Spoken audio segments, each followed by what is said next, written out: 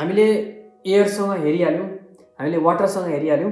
अब चाहिँ third chemical properties of metal हेर्छौँ। यसमा चाहिँ हामी मेटलको रियाक्सन चाहिँ कोसँग हेर्छौँ भन्दाखेरि एसिडसँग। अब मेटल एसिडसँग रियाक्ट हुँदाखेरि चाहिँ के हुन्छ, ठिक छ। So when metal in general, अब यहाँ जेनरल कुरा गरौँ पहिला। इन जेनरल मेटल चाहिँ एसिडसँग रियाक्ट हुँदाखेरि चाहिँ के बनिन्छ भन्दाखेरि यहाँ सल्ट बनिन्छ along with the release of hydrogen gas. कुन चाहिँ ग्यास निक्लिन्छ है? हाइड्रोजन ग्यास निक्लिन्छ। अब यहाँनिर एउटा क्वेसन आउँछ कि के सबै मेटल्स चाहिँ एसिडसँग रियाक्ट हुन्छ होला? नहुनु पनि त सक्छ। सो मेटलको दुईवटा क्याटेगोरी छ। जुन चाहिँ मेटल चाहिँ एसिडसँग रियाक्ट हुन्छ हामी त्यसलाई भन्छ एक्टिभ मेटल्स, र जुन चाहिँ मेटल्स चाहिँ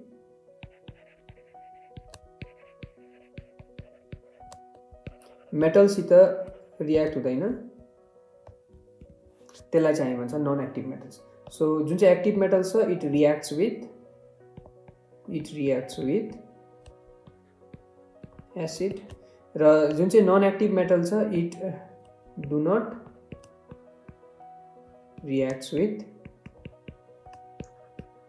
एसिड। ओके, अब यो कसरी चाल पाउने कि कुन चाहिँ एक्टिभ र कुन चाहिँ नन एक्टिभ मेटल छ? सो तपाईँले रियाक्टिभिटी सिरिजको भिडियो गएर हेर्दा हुन्छ, त्यहाँनिर एउटा लिस्ट अफ मेटल्स दिएको छ। जो मेटल्स चाहिँ हाइड्रोजनभन्दा माथि छ त्यो मेटल्सलाई हामी भन्छ एक्टिभ मेटल्स। जो मेटल्स चाहिँ हाइड्रोजनभन्दा मुनि छ त्यसलाई चाहिँ हामी भन्छ नन एक्टिभ मेटल्स। र हाइड्रोजनभन्दा माथि भएको मेटल्सहरू मात्रै एसिडसँग रियाक्ट हुन्छ। Okay, so this is the reactivity series. यहाँनिर हेर्नुहोस् कि यो हाइड्रोजनभन्दा जुन चाहिँ माथिको मेटल्सहरू छ this are all active metals, भनेपछि यो मेटल्सहरू एसिडसँग रियाक्ट हुन्छ। र यो जुन चाहिँ हाइड्रोजनभन्दा मुनिको मेटल्सहरू छ they are non active metals, they do not react with acid. So हामीले देखिहाल्यौँ कि कुन कुन मेटल्सहरू छ त्यो लिस्टमा जो चाहिँ एसिडसँग रियाक्ट हुँदो रहेछ, कुन कुन मेटल्सहरू छ त्यो चाहिँ एसिडसँग रियाक्ट हुँदैन रहेछ। ओके, अब हामी फ्यु इक्जाम्पल्स लिएर हेरौँ कि यो रियाक्सन। फर्स्टमा हामी हेरौँ रियाक्सन अफ मेटल्स विथ, कोसँग हामी हेर्छ with dilute HCl। Okay, so dilute HClसँग हेरौँ। जब म यहाँ जेनरल लेख्छु अनि एउटा इक्जाम्पल हेरौँ। जब मेटल रियाक्ट हुन्छ डाइल्युट HClसँग त्यति बेला के बनिन्छ भन्दाखेरि यहाँ सल्ट बनिन्छ प्लस हाइड्रोजन ग्यास निक्लेर जान्छ। ओके, सो द इक्जाम्पल चाहिँ हाम्रो छ जिङ्क, एउटा मेटल जब रियाक्ट हुन्छ हाइड्रोक्लोरिक एसिडसँग त्यति बेला चाहिँ सल्ट भनेपछि जिङ्क क्लोराइड ZnCl2 बनिन्छ। र कुन ग्यास यहाँबाट निक्लेर जान्छ? हाइड्रोजन ग्यास यहाँबाट निक्लेर जान्छ। Okay, this is your zinc chloride and this is dilute hydrochloric acid, this is your zinc. So यहाँनिर ब्यालेन्स गर्नुको लागि यहाँ हामीले 2 लाउनु पर्छ, यो बस ब्यालेन्स भयो। Okay, so when metal react with dilute hydrochloric acid त्यति बेला के बनिँदो रहेछ भन्दाखेरि मेटलको सल्ट बनिन्छ।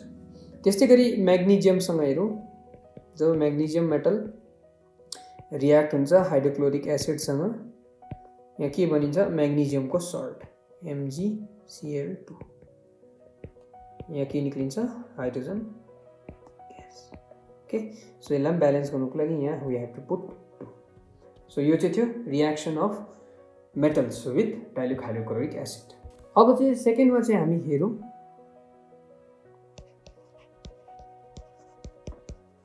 रियाक्सन विथ, कोसँग रियाक्सन हेरौँ भन्दाखेरि reaction with dilute nitric acid HNO3।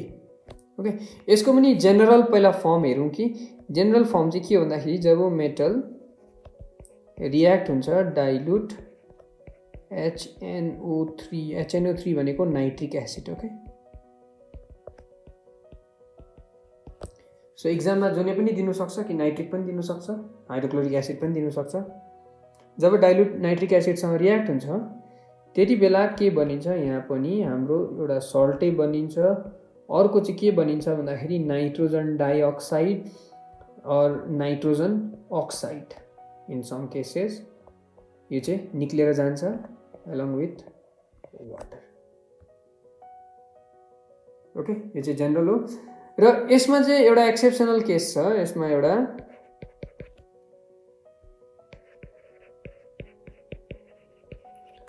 Exceptional case छ। ओके, सो एक्सेप्सनल केस चाहिँ के छ भन्दाखेरि this is only for metals like magnesium and manganese भनौँ न। This is manganese, this is magnesium. Okay, so manganese र मैग्नीशियमको केसमा चाहिँ जुन चाहिँ मैंगनीज र मैग्नीशियम छ यो चाहिँ जब डाइल्युट HNO3 सँग रियाक्ट हुन्छ त्यति बेला चाहिँ सल्ट र जुन चाहिँ यो जुन चाहिँ नाइट्रोजन डाइअक्साइड र नाइट्रोजन अक्साइड जुन चाहिँ बनिँदैछ, नाइट्रस अक्साइड जुन चाहिँ बनिँदैछ त्यो नबनिएर चाहिँ यहाँ के बनिन्छ, यहाँ चाहिँ डाइरेक्ट हाम्रो हाइड्रोजन ग्यास निक्लिन्छ। Okay, this is the exceptional case. So याद गर्नु, इफ यो दुईटा मेटल दिएको छ भने रियाक्सनको जुन चाहिँ प्रोडक्ट बनिन्छ त्यो चाहिँ हाइड्रोजन ग्यास निक्लिन्छ। वेरएज अरू मेटल छ कुनै पनि, ओके, अरू मेटल छ आइरन, हाम्रो सोडियम, पोटासियम, क्याल्सियम। ओके, अरू मेटल्सको केसमा चाहिँ सल्ट बनिन्छ। अब पोटासियमकै सल्ट बनिन्छ है, त सोडियम छ भने सोडियमकै सल्ट बनिन्छ र along with that nitrogen dioxide gas र नाइट्रस अक्साइड निक्लेर जान्छ। यसको ठिकै छ, एउटा इक्जाम्पल हेरौँ हामी दुईटै केसको। फर्स्टको केसको हामी इक्जाम्पल हेरौँ। जब मेटल्स लाइक हाम्रोमा सोडियम छ, when it reacts with HNO3, okay, in that case यहाँ के बनिन्छ भन्दाखेरि सिन्स मैग्नीशियम र मैंगनीजको केसमा एक्सेप्सनल केस थियो, यो केसमा सल्ट बनिन्छ, that is your sodium nitrate. Okay, यहाँ जुन चाहिँ एनायन छ नाइट्रेट आयन छ, सो त्यसले गर्दाखेरि सोडियम नाइट्रेट बनिन्छ र यहाँ जुन चाहिँ ग्यास निक्लिन्छ द्याट इज NO2 अथवा N2O ग्यास निक्लिन्छ अलङ विथ वाटर। ओके, र जुन चाहिँ सेकेन्डको केस छ जुन चाहिँ हाम्रो मैगनीज छ, इफ मैगनीज चाहिँ HNO3 सँग रियाक्ट भयो भने यहाँ के बनिन्छ भन्दाखेरि MnNO3 होल 2 अलङ विथ यहाँनिर कुन चाहिँ ग्यास निक्लिन्छ भन्दाखेरि यहाँबाट हाइड्रोजन ग्यास निक्लिन्छ। ओके, सो यहाँ हामीले 2 लाउनु पर्छ, हाइड्रोजन ग्यास निक्लिन्छ। Okay, so this are the general reaction. अब एउटा यस्तो खालको एसिड छ, एउटा यस्तो खालको एसिड छ कि त्यो एसिडले चाहिँ जुन चाहिँ मैले भने नन एक्टिभ मेटल्स गोल्ड भयो, मर्क्युरीहरू भयो है, कप्परहरू भयो, यो चाहिँ मेटलसँग रियाक्ट हुँदैन। मैले अघि जुन चाहिँ रियाक्टिभिटी सिरिज देखाएँ त्यसमा जुन चाहिँ नन एक्टिभ मेटल्सहरू छ त्यो चाहिँ एसिडसँग रियाक्ट हुँदैन। तर एक्वारिजा है, एक्वारिजा चाहिँ के भन्दाखेरि it is a mixture of, याद गर्नुपर्छ, कन्सन्ट्रेटेड हाइड्रोक्लोरिक एसिड र कन्सन्ट्रेटेड नाइट्रिक एसिड, यो दुईटा एसिडको मिक्सचर हो। यो चाहिँ कन्सन्ट्रेटेड नाइट्रिक एसिड र कन्सन्ट्रेटेड हाइड्रोक्लोरिक एसिडको मिक्सचर हो। कतिको रेसियोमा मिक्स गरेको हुन्छ भन्दाखेरि 3:1। Okay, hydrochloric acid 3 times as more as nitric acid हुनु पर्यो। 3:1 रेसियोमा भएको जुन चाहिँ मिक्सचर छ हाइड्रोक्लोरिक एसिड र नाइट्रिक एसिडको, सो 3:1 रेसियोको हाइड्रोक्लोरिक एसिड र नाइट्रिक एसिडको मिक्सचरलाई चाहिँ हामी भन्छ एक्वारिजा भन्छ र यसले चाहिँ इभन गोल्डलाई पनि डिजल्भ गर्छ। It is a very strong acid. Okay, so aquariza is highly corrosive fuming liquid. It is one of the few reagents that is able to dissolve gold and platinum. So gold and platinum, these are non-active metals, the unreactive metals. यसलाई dissolve गर्नु छ भने चाहिँ हामीलाई के चाहिन्छ, एक्वारिजा चाहिन्छ। र एक्वारिजा चाहिँ के हो भन्दाखेरि it is a mixture of hydrochloric acid and nitric acid 3:1 को कन्सन्ट्रेसनमा।